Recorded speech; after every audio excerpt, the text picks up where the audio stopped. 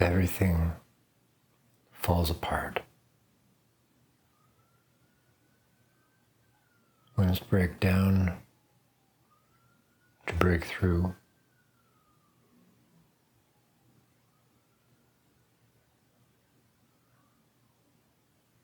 All of our attempts at coping, of managing, are ultimately futile.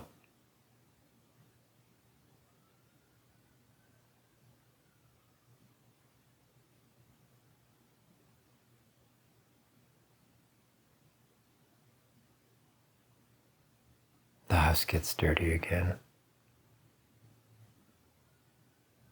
The lawn needs mowing again.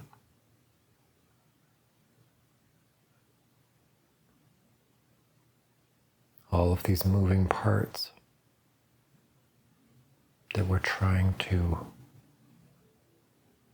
manage,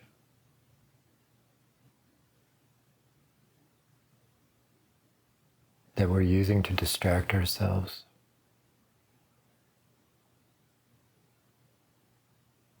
from being with what is.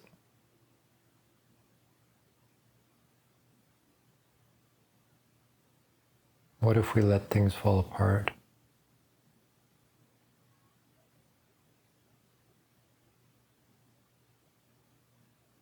What if we disregard cautionary tales,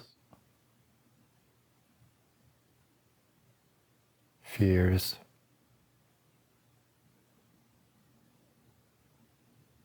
programmed into us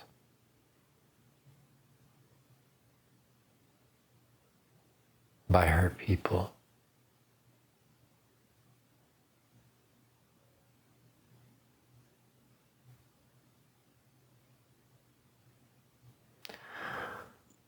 What if we let the elements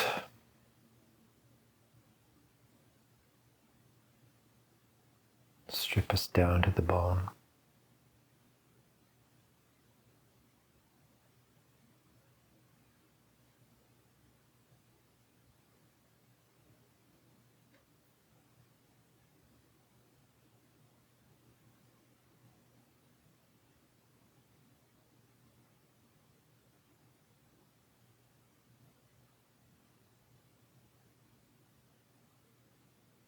What if we become so still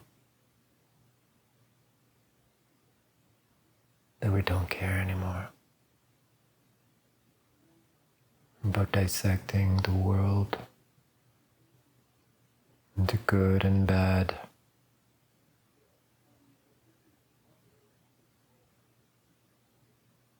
to arranging things to suit our comforts, which betray us anyways? These comforts are not our friend. These comforts are coping mechanisms,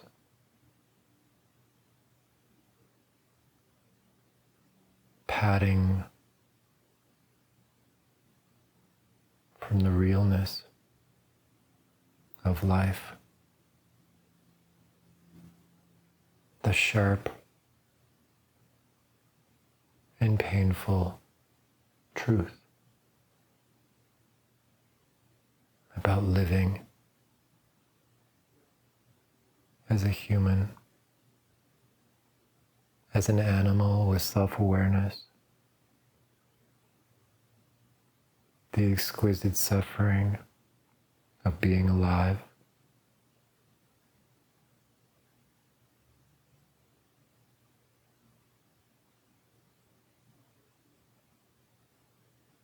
Our problem is we think about it too much.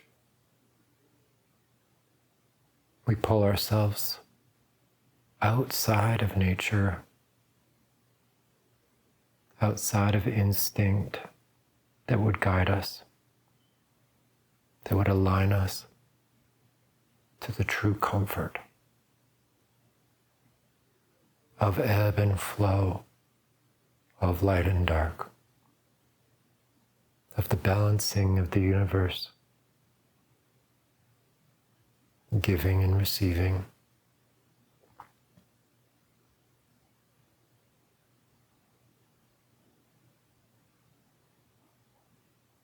There is a flow carrying us in the moment, in the present.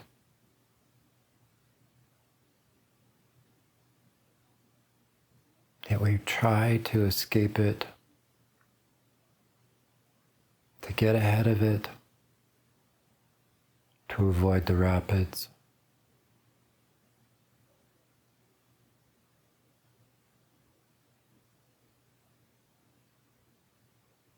We want a Disney version.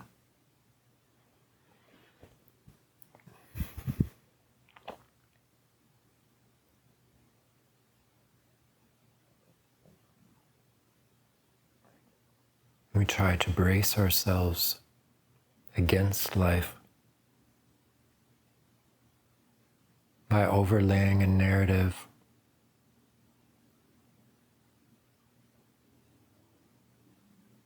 But we fool our own selves in the process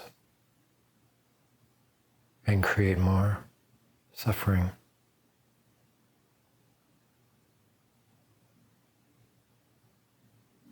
It's our avoidance of what is, of the truth,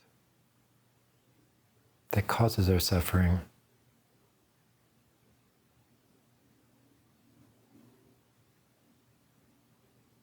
We can just witness. We can just notice. We can observe without overlaying our own narrative. We can feel the flow of the divine narrative moving through us.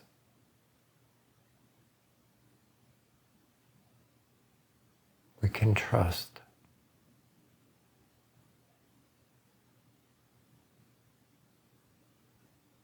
that at the deepest levels, at all of the levels beyond our egoic mind, there is an order, there is a design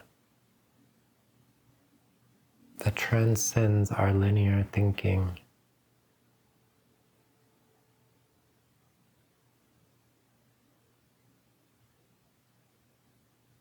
Yet we've made linear thinking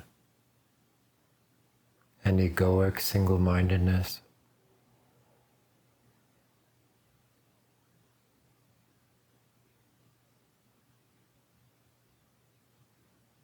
of the highest value.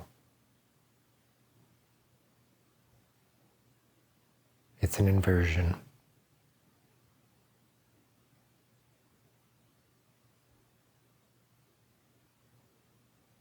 It will always fail.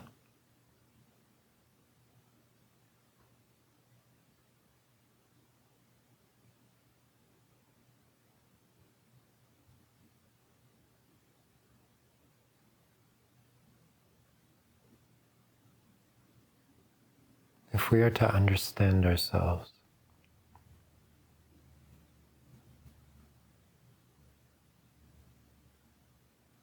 we must find temperance.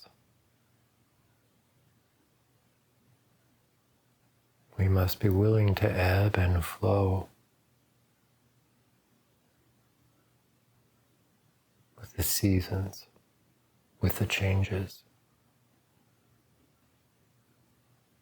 with the infinite variety that we swim in.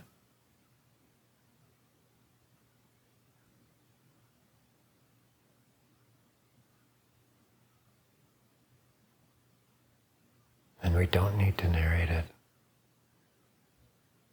We don't need to try and get ahead of it.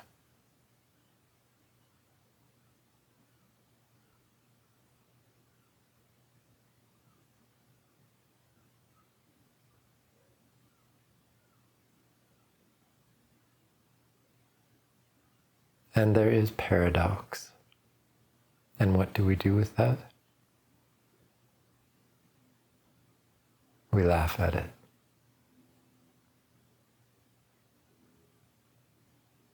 We must have humor to have temperance.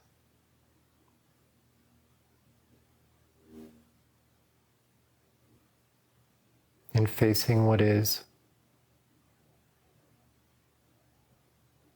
we face ourselves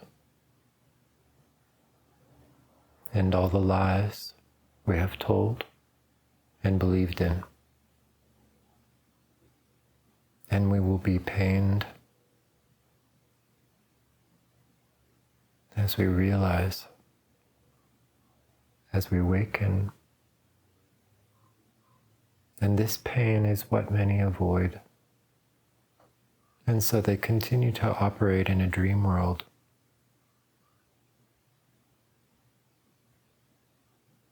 But this pain and this sharpness is what is required to pierce the illusion.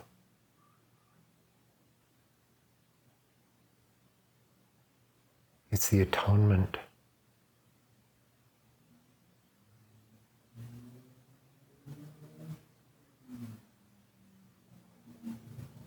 It's a surrendering.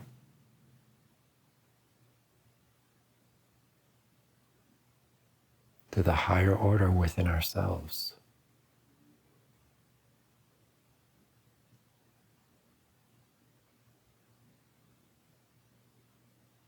There is an authority within ourselves.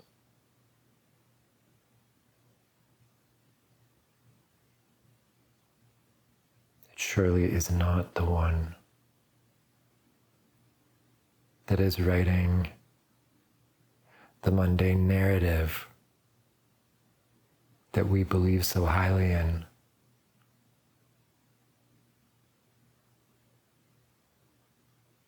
The inner authority is very subtle. It is deeply profound.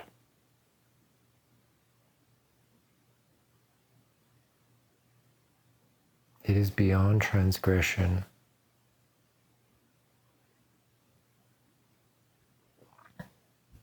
It is beyond opposition.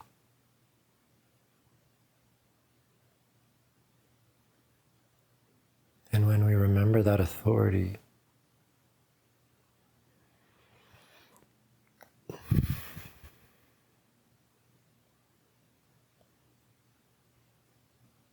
we accept all suffering. We accept all paradox. We accept all joy.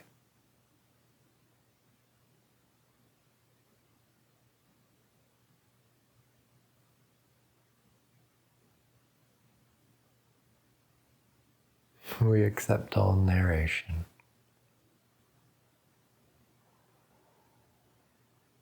But there is little interest in diverging from the truth.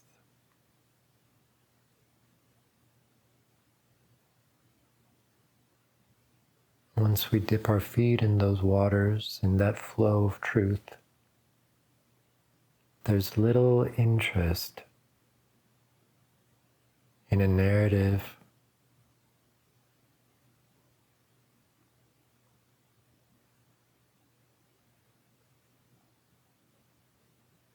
of safety, of avoidance. Any attempt to cushion what is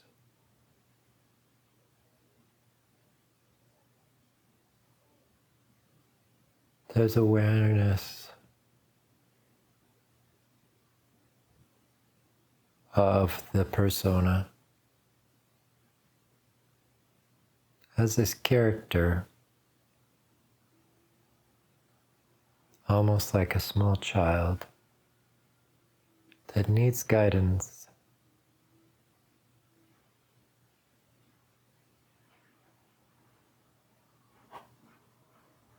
Gentle, and loving,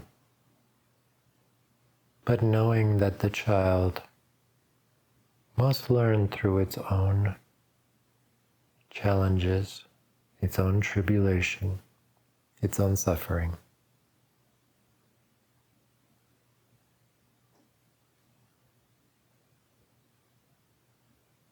Still, we may be stern.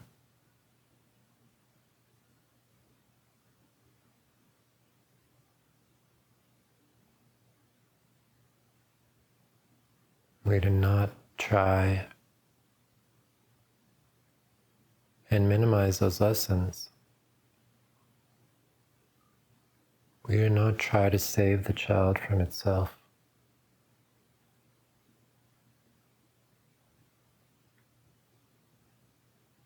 All things pass away.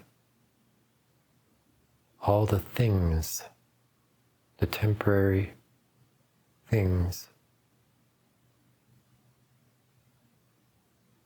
that make up the illusion, the narrative, the stories, the attempts at control, will all pass away.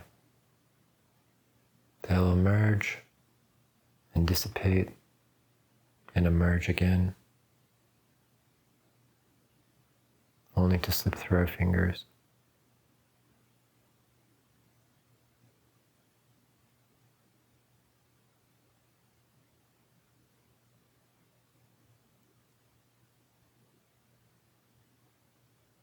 I think perhaps there's service to the world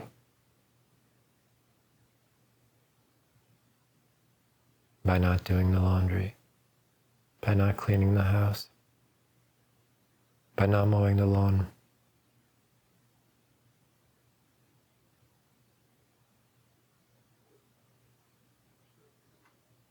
In doing so, we send a message to ourselves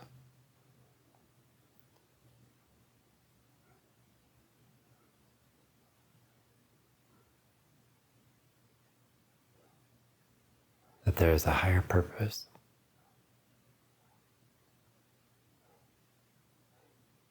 that none of these things rule us. None of these things dictate our state of being.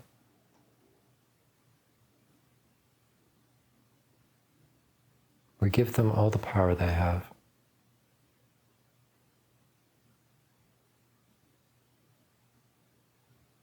We have built, we have used the resources of this world to build a giant garbage dump.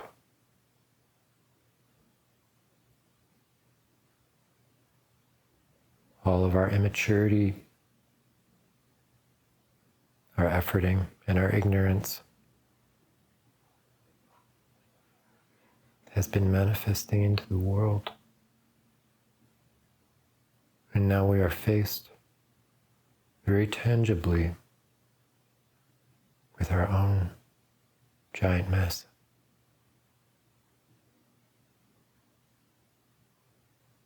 We'll not fix it, we'll clean it up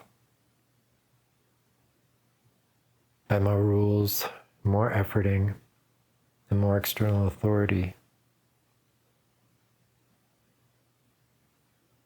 We must get to the heart of the issue.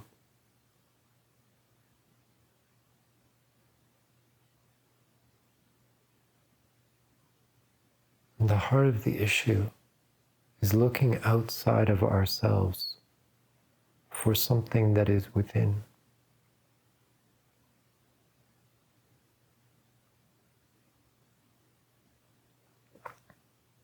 We don't need mansions. We don't need fancy cars.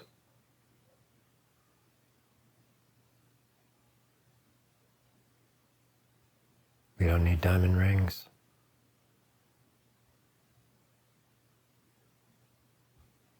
We need to know ourselves. Because in knowing ourselves, we will find a peace and contentment.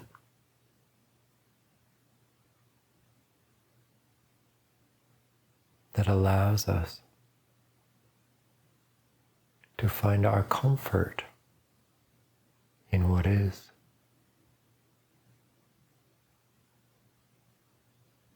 Nature provides for us, and we can be comforted by it quite effortlessly. We can just be with nature and be comforted. Instead, we try and put nature in order and destroy it in the process. And we are destroying ourselves.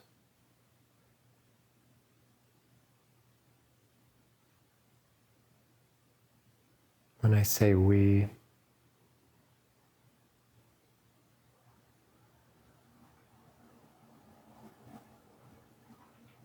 do not mean we are all doing this equally.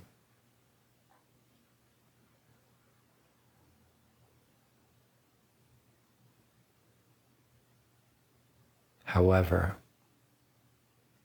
it is enabled by we refusing to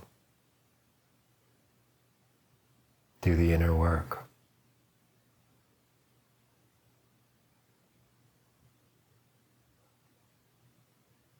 To self-reflect, to pause, to open our hands long enough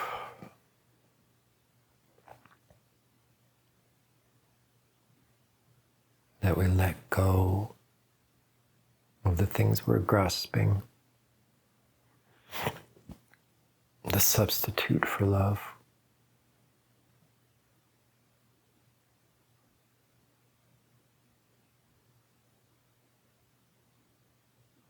All of it is present now. It's here. Everything you want right now.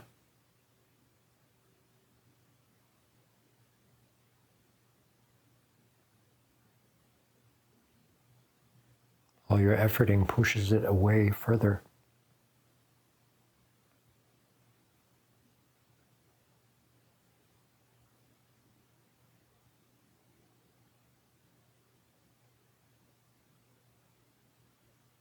This is difficult to explain clearly.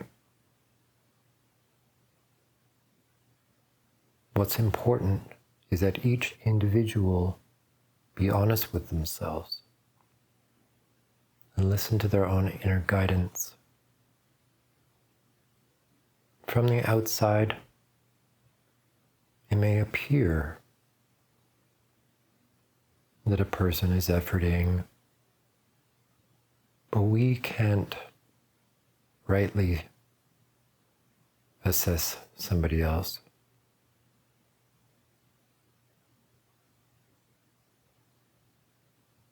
This is part of the mix of the confusion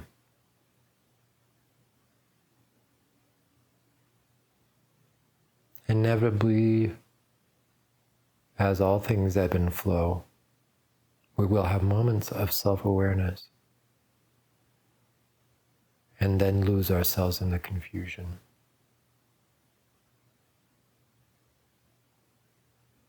The rapids are meant to test us, to strengthen us,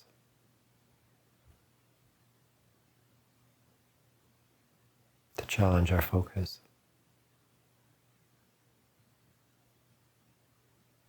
Our focus on that inner buoyancy.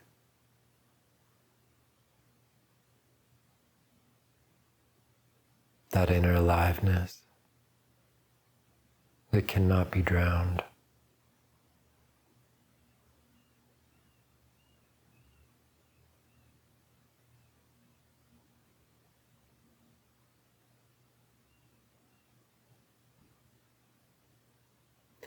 when we stop giving our power away to external circumstances, we trust that flow without trying to look ahead, without worrying about what's behind.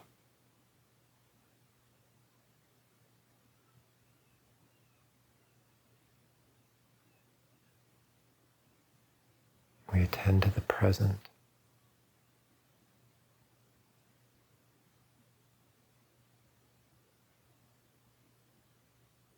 Like a butterfly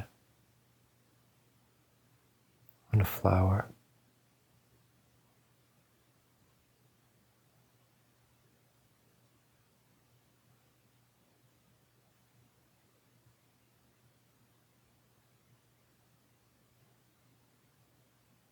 The sweetness of the moment.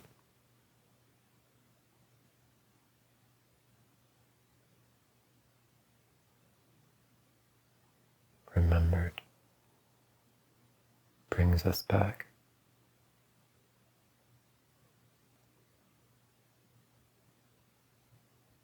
Through each transformation, from caterpillar to chrysalis to butterfly, we must remember the sweetness of each life, of each incarnation.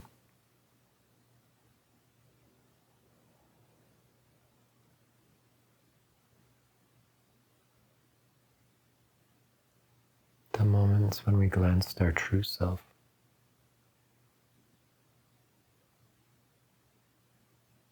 The moments we felt one with nature. The moments we opened our heart to all that is. And even the moments we hurt and ached because we realized, we awakened to the fact that we were resisting God.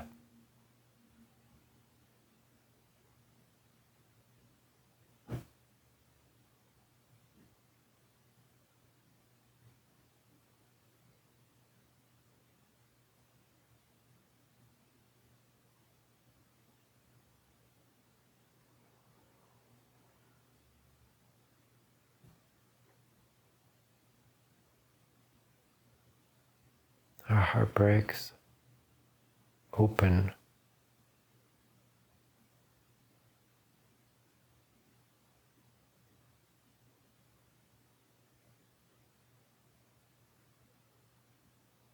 As we feel the combination of sorrow and joy dissolving into each other.